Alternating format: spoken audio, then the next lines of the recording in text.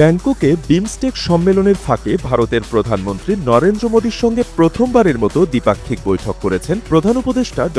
মোহাম্মদ ইউনূস। বৈঠকে নরেন্দ্র মোদীকে একটি বিশেষ ছবির ফ্রেম উপহার দিয়েছেন ড. ইউনূস, যা নিয়ে প্রশ্ন উঠেছে নানা মহলে। মোদীকে আবু সাইদের ছবির পরিবর্তে ড. ইউনূসকে দেয়া স্বর্ণপদকের ছবি দেয়া নিয়ে প্রশ্ন তুলেছেন অনেকেই। ফেসবুক পোস্টে যা পরিষ্কার করেছেন আইন উপদেষ্টা আসিফ নজরুল। অবশ্য সেই ব্যাখ্যাটি তিনি নিজে দেননি। সুমন রহমান নামের দেওয়া একটি ফেসবুক পোস্ট নিজের ফেসবুকে শেয়ার করেছেন তিনি।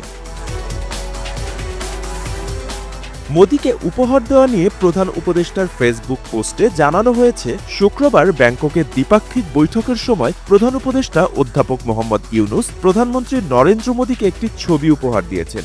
ছবিটি ভারতের প্রধানমন্ত্রী নরেন্দ্র মোদী ৩ জানুয়ারি ২০১৫ সালে মুম্বাইয়ে অনুষ্ঠিত ১০২তম ভারতীয় বিজ্ঞান কংগ্রেসে অধ্যাপক ইউনূসকে স্বর্ণপদক প্রদানের সময় দিয়েছিলেন।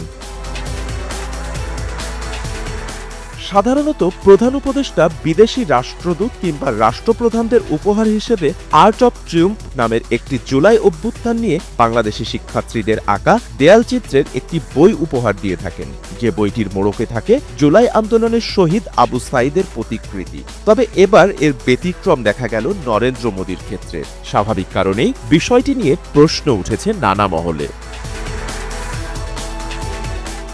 বাপ্পি খান, এসএ টিভি ডিজিটাল।